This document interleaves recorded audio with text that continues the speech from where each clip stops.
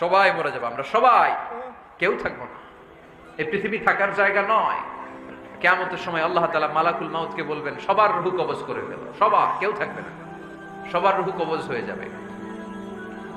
আল্লাহ মালাকুল মাউতকে বলবেন, মালাকুল মাউত কি অবস্থা? বলবে সব শেষ।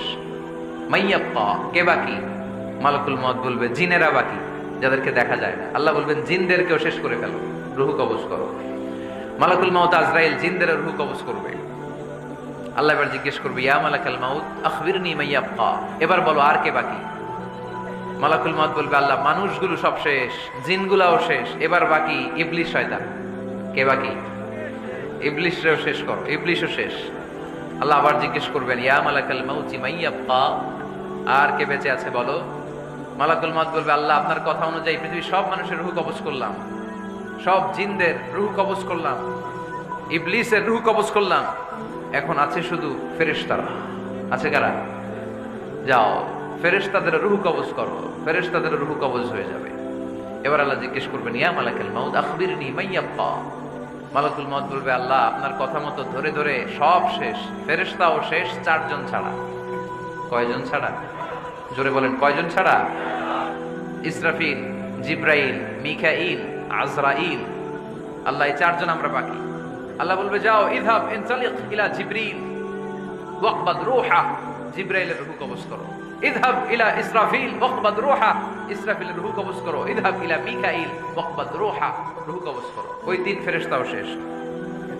এবার আল্লাহ তাআলা জিজ্ঞেস করবেন, ইয়া মালাকাল মাউত আখবিরনি মাইয়াব্বা, হে মালাকুল মাউত আর কে বাকি আছে বলো?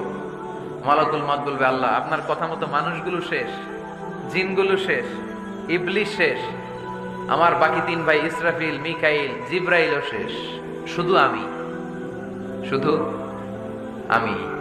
আল্লাহ বলবেন, কেউ নাই? মালাকুল মাউত বলবে, না আল্লাহ কেউ নাই। এবার আল্লাহ তাআলা বলবেন, মালাকুল মাউত তুমি তো সবাই রে মারছো, এবার তুমি মরো, এবার তুমি মরো, তুমি মরো। শোনার সাথে সাথে মালাকুল মাউতের কাঁপুনি ছুটে যাবে, খিঁচুনি এসে যাবে ভয়ে। আল্লাহ বলবেন, কাঁপুনি দিয়ে তো লাভ নাই, কারণ কুল্লু নাফসিন যায়িকাতুল। রব্বুল আলামিন বলবেন, মালাকুল মাউত কেঁদো না, এটাই দুনিয়ার বিধান, আমি আল্লাহর দেয়া বিধান, এটাই, জন্মালেই মরতে হয়। যাও, জান্নাত জাহান্নামের মাঝখানে একটা জায়গা আছে, জায়গাটার নাম হলো আরাফ। এই আরাফের মধ্যখানে যে দাঁড়াও, ওখানে যে মালাকুল মাউত কাঁপতে থাকবে।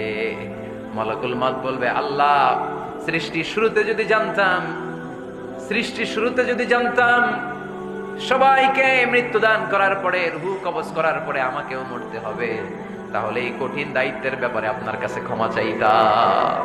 আজকে আমারও যে ভাগ্য বরণ করে নিতে হবে সৃষ্টির শুরুতে, আমি এটা কল্পনাই করতে পারি নাই।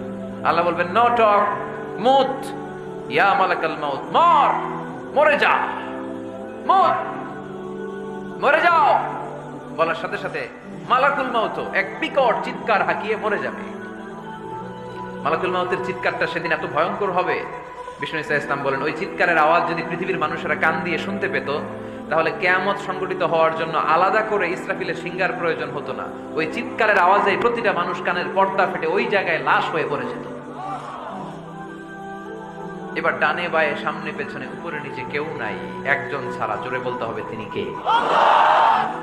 আল্লাহ তখন পৃথিবীকে একটা ডাক দিবেন, বলবেন, ইয়া দুনিয়া আইনা আনহারুকি, এই পৃথিবী তোর নদীগুলো কোথায়? ইয়া দুনিয়া আইনা আশজারুকি, এই পৃথিবী তোর গাছগুলো কোথায়? বটতলা। ইয়া দুনিয়া আইনাল জিবাল, তোর বড় বড় মাউন্ট এভারেস্ট পাহাড়, আলাস্কা পর্বতমালা, আলপস পর্বতমালা, এগুলো কোথায়? তুর পাহাড় আজকে কোথায়? ইয়া দুনিয়া আইনাল মুলুক, রাজা বাদশারা কোথায়, যারা ক্ষমতার দাপটে পা জমিনে ফেলতে চাইতো না? আইনাল জাবাবেরা, অত্যাচারী স্বৈর শাসকগুলো আজকে কোথায়? কোথায় আজকে? কোনো আওয়াজ নাই। আল্লাহ তখন হুঙ্কার দিয়ে বলবেন, লিমানিল মুলকুল ইয়াউম, who belongs the kingdom today. Allah চিৎকার দিয়ে বলবেন, আজকে ক্ষমতা কার? আওয়াজ করে বলেন।